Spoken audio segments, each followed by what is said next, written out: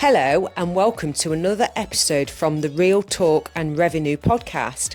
We have myself, Francesca, the accountant, and we have Jordan, the therapist, and we bring real powerful conversations around building revenue, building confidence, how the mindset works, all different discussions around to help others in business and in their personal life. So listen in, tune in, let us know what you think, ask questions along the way and we'll be sure to answer them.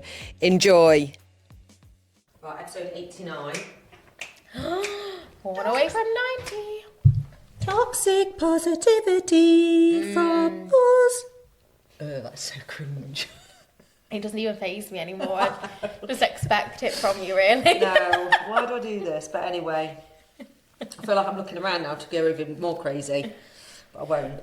Toxic positivity. So, I think it's really unfair. No, how can I say this? I've got to be careful what I say. But there was somebody that mentioned the word toxic positivity as if I was it. They didn't say I was. But it was weird how they were bringing it up. And they were very close to me at the time. Yes. And then I researched and I thought, oh, that's me. Okay. And then I thought I had to do a lot of inner work to think, well, is it? I don't do that. I don't just say it for the sake of saying it. I truly believe in it. Yeah. But there is that whole... I know a few people that I could probably say is a bit toxic with the positivity. Anyway, what's your thoughts on it? It's an interesting one, isn't it? And I don't actually know the textbook definition of toxic. Should we have a look? Yeah, have a look. Because I actually don't know. The last time I researched it was 5 years ago. Do you know what I'd say? I'd say the most important thing is somebody not hearing you? Are they minimising your experience by just telling you to be positive? Come on, if you're just a bit more positive about the situation.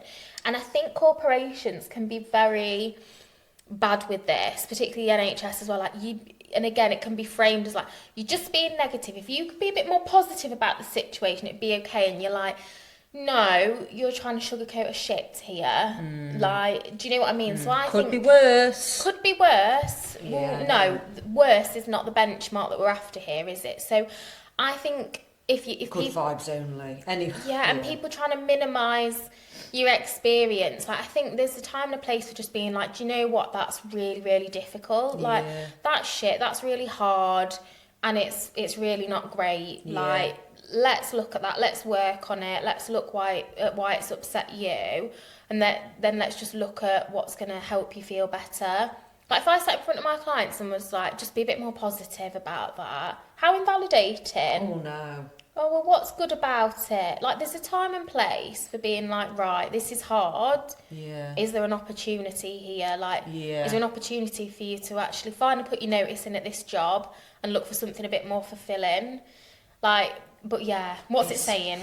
Toxic positivity is the excessive, forced or misplaced imposition of a positive mindset, regardless how difficult or dire a situation is. Yeah. It involves dismissing, suppressing or invalidating genuine negative emotions, enforcing a good vibes only approach that prevents people from processing true feelings. Yes. This behaviour often results in shame and isolation. Yeah. I can't say for sure what I said.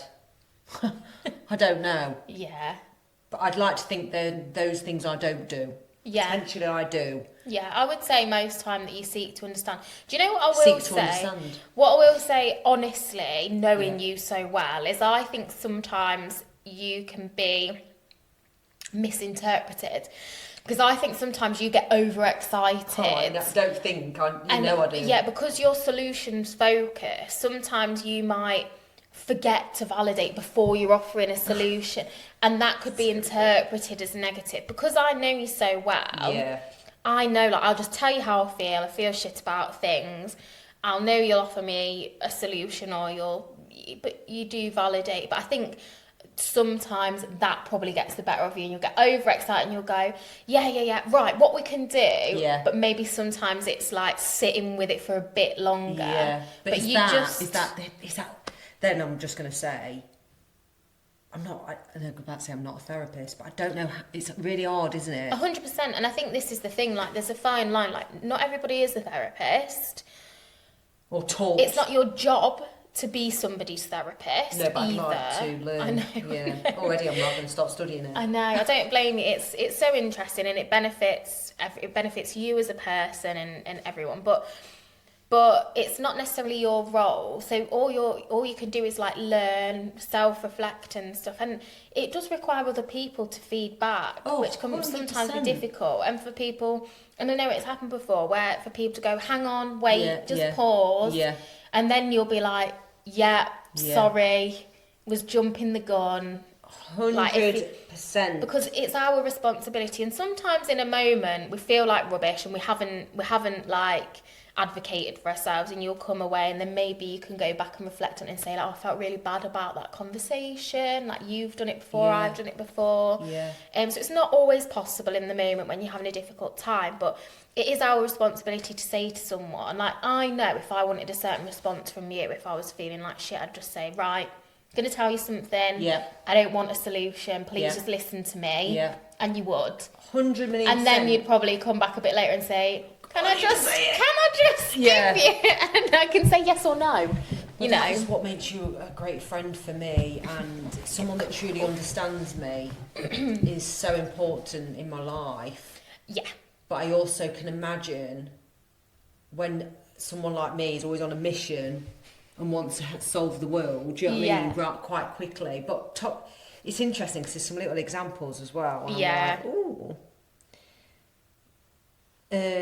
Good. So toxic positivity is good vibes only, and then a genuine optimism is I love you through all your emotional states, sort of thing. So I wouldn't just hang around with people that no, you've got to be in a good mood or I don't want to see you. No, that's not true connection, friendship. Like, we're human beings. But I think I said to you as well the other day that if you're in business, I'm a big believer in, if you've got personal stuff going on, I think have a moment, feel it all at home, this, that, the other.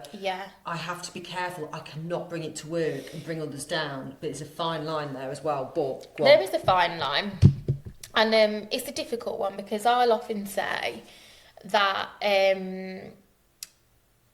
we're human, and if we've got stuff going on in our personal life, and we've spoken about it before, like, it does impact you in the workplace and in business, and it impacts how you show up, how creative you feel, the motivation you've got, the energy you've got, how tired you are, the capacity you've got, and your tolerance for things. So it's not always easy, and it's easy for some people than others to switch and be like, right, I'm in work mode now. And do you know what I think it is as well? Like, if it's your business, if it's your company, sometimes the stakes are so high that you just do it. Like, I'm self-employed, like, as you know, like, I've been navigating a difficult landscape.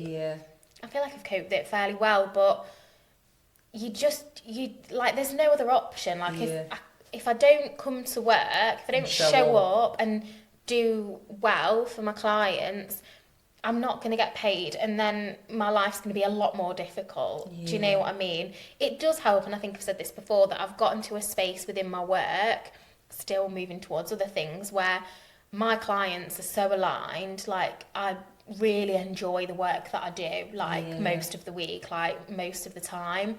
So it's much easier for me to show up in that environment than, like, in previous years. But also you've taught yourself you have to show up. And it's a learnt skill, and I don't like to talk too much about lack of resilience in people, because it's not always fair. But resilience itself is something that you work at.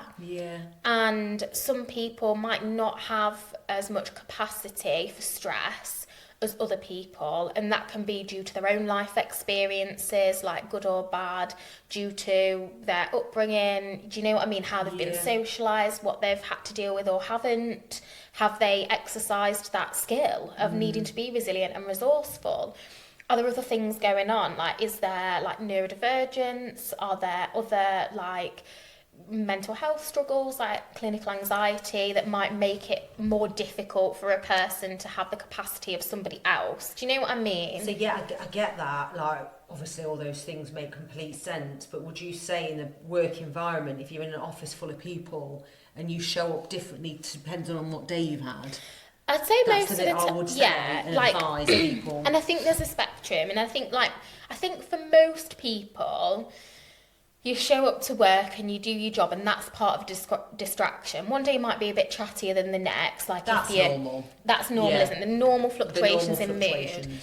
Where I would say, and I have discussions with clients all the time, is that unfortunately, like we can all only cope with so much. And if you've tolerated a lot in your personal life, and then you've come into work and something else has happened, sometimes that's just the straw that breaks the camel's back. You can't cope, it tips you over the edge, and you end up having a bit of a meltdown or reacting, even if it's just like being really snappy, argumentative, or, you know, you break down and cry and you can't cope. Like, sometimes, and that's happened to me at work actually, when I was off the back of a breakup years ago, burnout in the middle of COVID. And my boss came in and asked me if I was okay, and I just burst into tears. Oh God, yeah. Like, just sat at my desk, because it's that classic, isn't it? Someone asks you, you're like, you're okay, until somebody's like, are you all right? Yeah. And you're like, no. Yeah.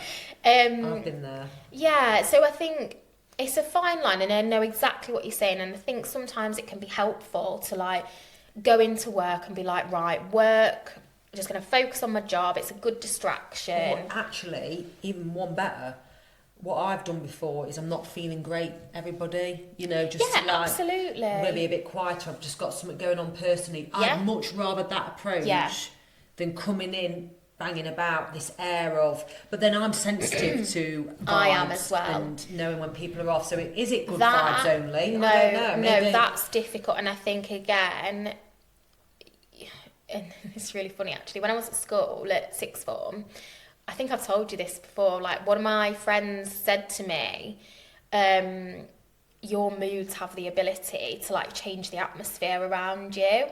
And it was true. Whoa, Like, that's so absolutely strong true. comment. That like if I was in a mood, like, do you know what I mean? Like everyone else around me is probably going to feel it. Did you think about that at that stage and go right? Or did you just go, well, that's the way I am? I don't know. What I is think this? we just laughed about it, but I remember it now. Laughed it off again. Yeah, I know. But I remember it now still. So it must have, and she was such a lovely person, like, and I really respected her like opinion and stuff. So I think it did make me think like, yeah, like fair enough. I know, 'cause like I say, I'm not. And that's not fair. I would say that's not fair. And at its worst, you know, if you think about adults who can't regulate their emotions in a household where there's children, if that's seeping out into an environment where there's small children, that could be catastrophic for a child's confidence. What, the negative? The like smashing about, not, you know, whereas actually, like you said, if you come in and you say like, oh, like, sorry kids, like I'm having a bit of a bad day, I might be a bit short, like sorry if I'm snappier, rather than like, what? Yeah. Like, what do you want now? Oh, for God's sake. Yeah, I've definitely been that person, and I've definitely done the other side as well. Yeah, but like being able to come back or set the scene, and again, I'm going into like at home, like how it can really like impact other people around you. And of course you don't want that in an office full of people. Like, no, it's not very nice for everyone coming into work. No, and I like the idea of though, like not good vibes only, but I have said to Steve before, I go off energy, good energy. Yeah. Does it mean I don't want to hear, Jordan, that you're having a bad day? Like, you can't share that, and I'm going to go, oh, I don't want to be around her now because she's not good vibes only. No, but especially when there's like shared offices and teams, you have to manage situations very well. And it might be a case of like, we've spoke about this before, like yes, open door policy, where it's like, come and tell me if you're struggling, and let's think about like moving things, go work from home. Yeah, say you work want from home, like keep your pajamas on, work from home, like let's have a check-in at lunch. Yeah. I'll keep you accountable to get yourself out for a walk. Like I'm not going to let you just sit and wallow and feel awful. Maybe for a day you can have that. But then come back into the office, like just let everyone know you might be a bit quieter, like That's fine. That's perfect for me. But do you know what I mean? I'm going to say this to the team. Yeah, everyone turns up on a morning. Let's say everyone. There's so many people who turn up on a morning, not feeling it. Yeah.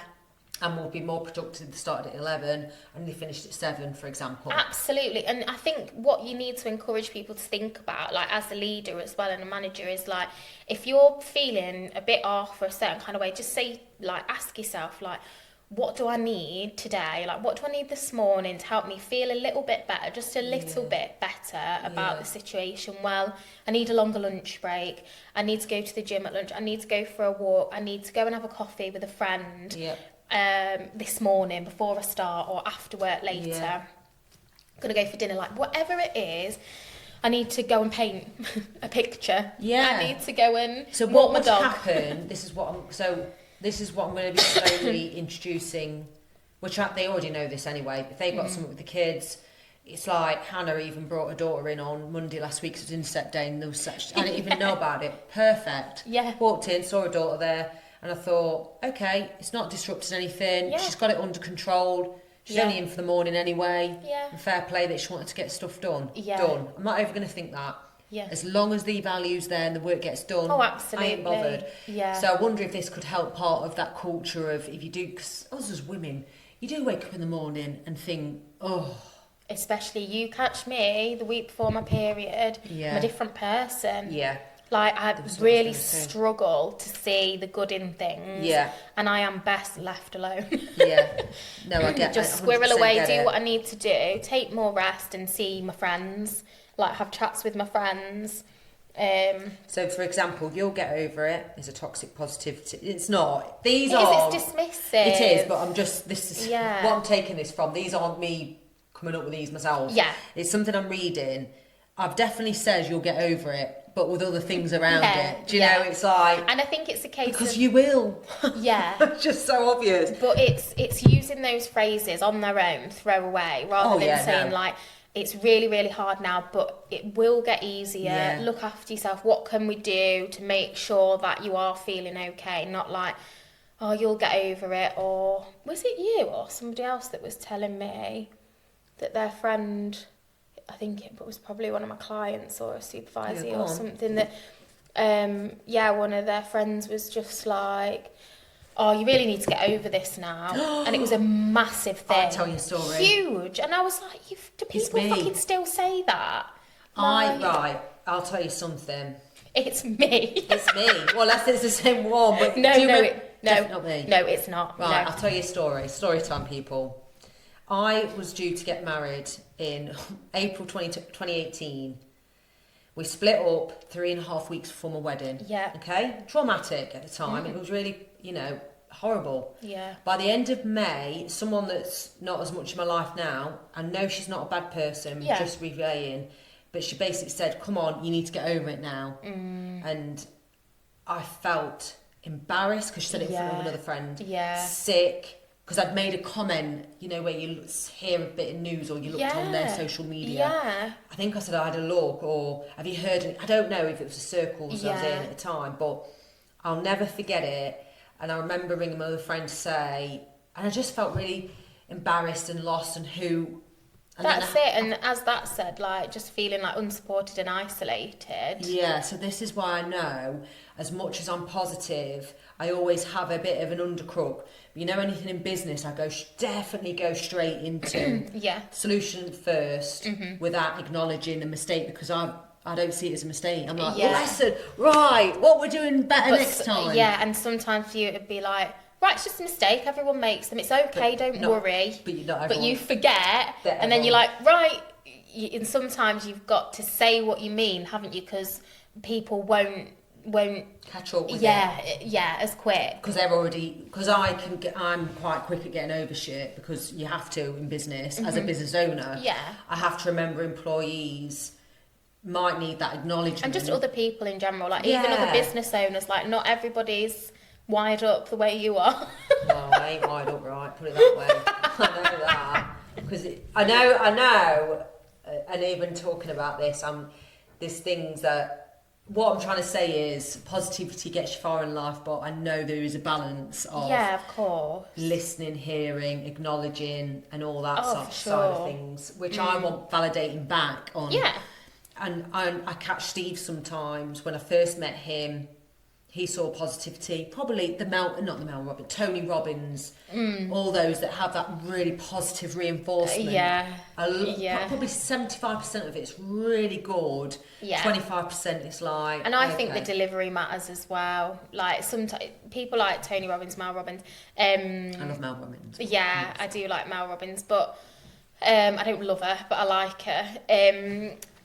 But yes, for some people that's just not going to be the approach that works for them, and it's going to be irritating, and that's okay. But there'll be somebody else that delivers things differently, and they much prefer that style, and that's okay, isn't it? It is okay, but I also agree that I'd rather be around the Mel Robbins, Tony Robbins, because that lights you up and gives you a bit of energy, than the mood hoovers that we call it on social media. 100%. But you've got to remember that there's like a whole in between. Like, you're not Tony Robbins or a mood hoover. Yeah. Like, and I like their principles, but they're not my favourite people to listen to and watch. No, like, Tony to be Robbins, honest, I find it a bit irritating. But I don't. So again, like, it's personal preference, isn't it? Yeah. But Mel Robbins are really like Tony Robbins. I looked at his stuff for years. Yeah. I'd be very.